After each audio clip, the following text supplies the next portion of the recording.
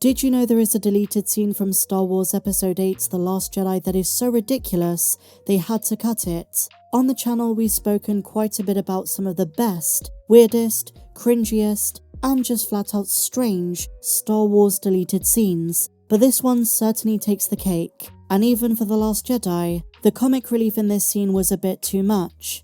So it takes place when Finn, Rose and the codebreaker DJ are on their mission in First Order disguise. They're in the lift, and they catch the attention of a First Order officer. So Finn frantically and rushily tries to close the lift, and just when they think they're in the clear, on the next floor, stormtroopers enter, when one of them notices and recognizes Finn. FN2187, he asks, and this First Order stormtrooper is portrayed by none other than Tom Hardy. I remember you. I'm sorry, FN2187. And typically on brand for Tom Hardy, his accent is very, very unique. A mixture of British and American Southern. And the most insane part is that's not even the most jarring aspect of this cameo. He asks him questions, and sensing intimidation, Rose reaches for a blaster ready for anything that might go down. But it turns out the stormtrooper is just impressed that in his eyes, FN2187, Finn's former designation, got a promotion to captain. And in an unexpected twist, Tom Hardy's stormtrooper gives Finn a good old slap on the rump, a friendly gesture because these two used to be friends. He congratulates him, and our heroes can drop their guard.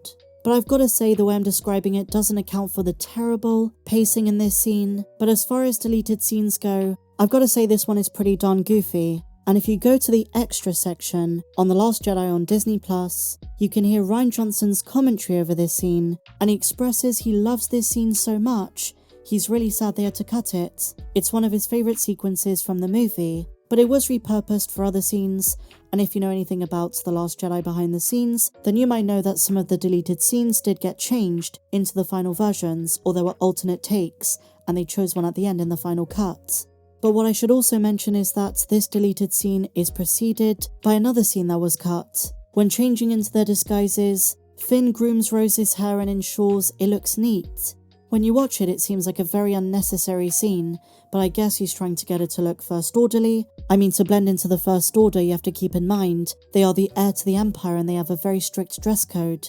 But nonetheless, it doesn't add much to the movie in my opinion. But not all fans agree. This resurfaced on social media and here is what some fans had to say.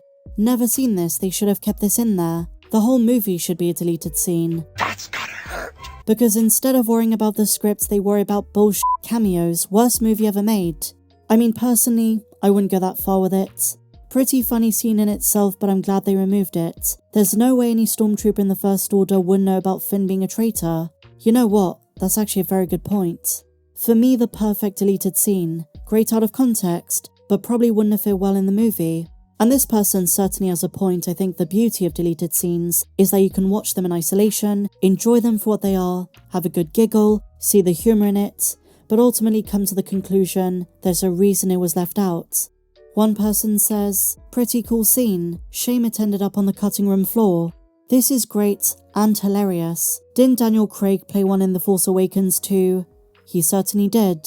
I like to see what fans have to say about The Last Jedi year after year, and I specifically pay attention to the differences of how fans reacted back in 2017 and 18 versus today. During the pandemic and the years following the sequel trilogy, there was still a lot of vitriol, and as you can see, there are still Star Wars fans who are still impassioned by it, who say it was the worst thing that ever happened to the Star Wars franchise, but I'm also noticing more productive conversations. Not a lot of them, but there has been a noticeable increase. Especially in regards to Finn and Rose. Now, these characters were absolutely wasted in episode 8.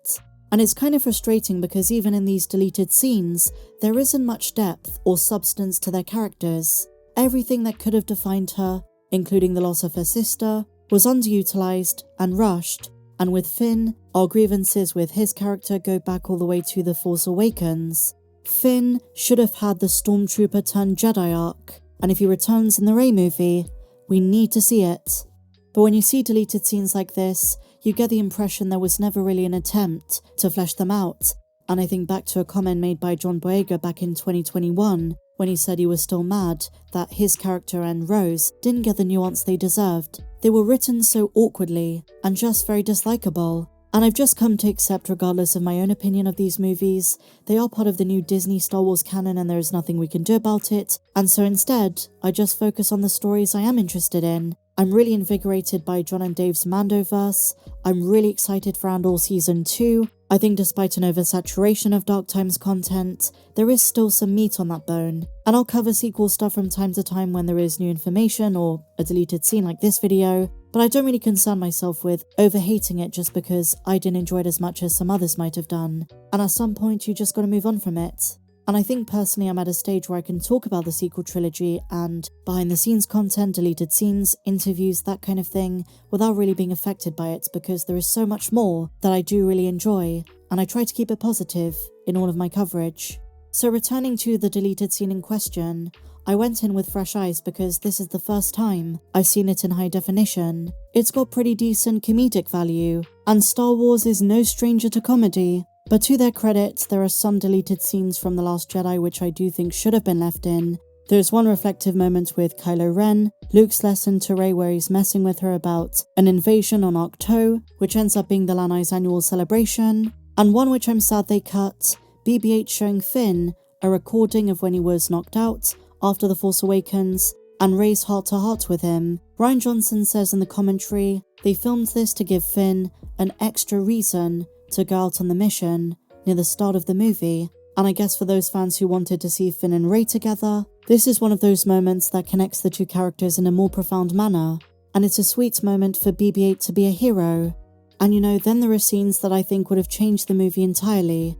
I'm thinking of one scene that Rian Johnson cut out, which was a comic beat whereby, during her Jedi training on Ahch-To, Rey disrupts the way of life of the caretakers. And in the movie we see the caretakers being quite annoyed with Rey. They're certainly a peaceful people who were the guardians of the Jedi Temple and now they want lives with as least destruction as possible. But in the alternate version they didn't just give her a side eye or a side glance, they sized her up. And one of the Lanai has a knife in her hands as she's scaling a fish. But I believe it sends too strong a message. I think the final version, where there's a bit more innocence to the caretakers, works so much better. And one final scene that I don't think was ever meant for the movie itself, but more like a B-roll, which I do think is quite sad was never included in any way, was of Canto Bight. Now, I understand The Last Jedi is a very controversial film and many fans say it destroyed Star Wars for them, destroyed Luke, they don't want anything to do with the sequel trilogy.